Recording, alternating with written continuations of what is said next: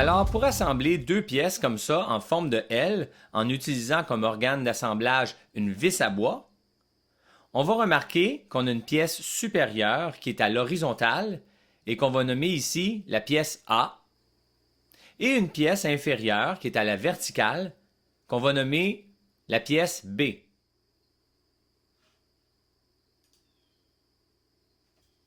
L'organe d'assemblage utilisé sera une vis à bois à tête carrée, c'est ce qu'on appelle une vis de type Robertson.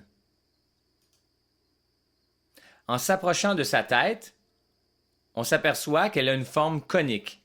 On appelle ça une tête fraisée.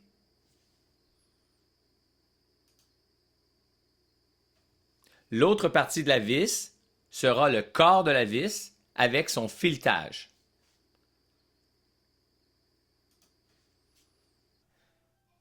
En faisant une radiographie de la pièce assemblée, on remarque que la pièce A et la pièce B ont des perçages propres à leur positionnement qui auront un rôle mécanique dans l'assemblage.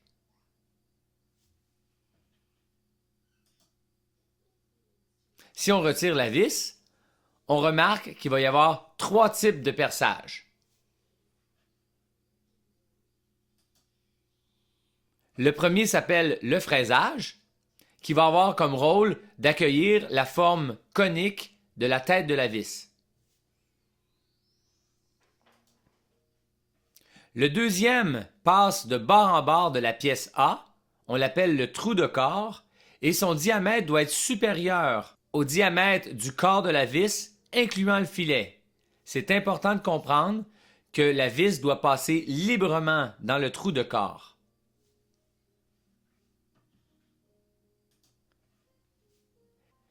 Le dernier perçage s'appelle l'avant-trou, on peut l'appeler aussi le pré-trou.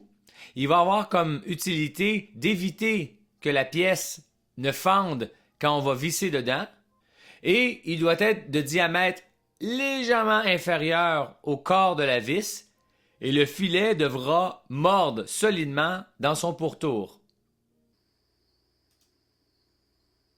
Si on utilise des vis à tête ronde, on remarque que le dessous de la vis est plat.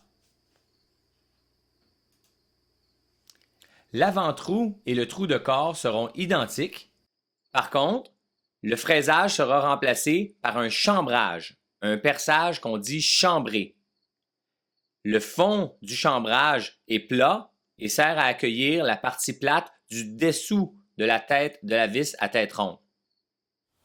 Alors, pour assembler deux pièces en forme de L, comme vous venez de voir dans la présentation, on va devoir faire en trois temps les trois types de perçage. Le premier, ce sera le trou de corps dans la pièce supérieure. Ensuite, on va fraiser le dessus pour venir accueillir la tête de la vis. Puis, en dernier lieu, on va faire le pré-perçage dans la pièce inférieure. Faites attention, les pré-perçages et les perçages de trous de corps, selon les types de vis qu'on va utiliser, vont varier.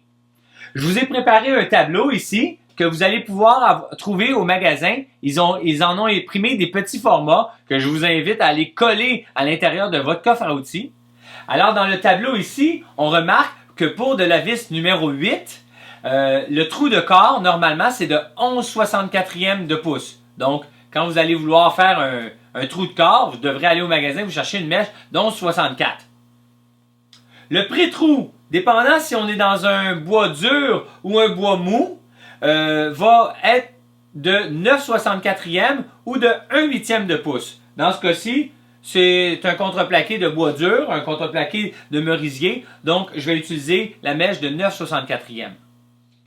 En utilisant une petite pièce martyr, je commence par faire mon perçage de trou de corps dans la pièce supérieure. Avec une mèche de 11/64, je vais venir faire mes perçages aux endroits désirés.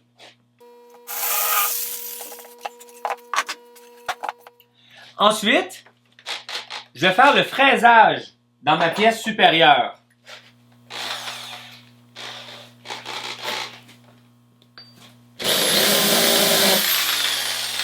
Elle n'est pas trop loin. Tout ce qu'on veut, c'est de caler la tête de la vis pour qu'elle vienne en affleurement avec la surface de la matière.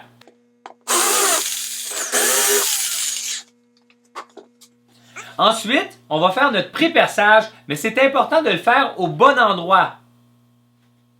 Pour se faciliter la tâche, on va utiliser une serre pour garder nos pièces en place. On va s'assurer qu'on soit bien en affleurement ici, que tout soit parfaitement en ligne.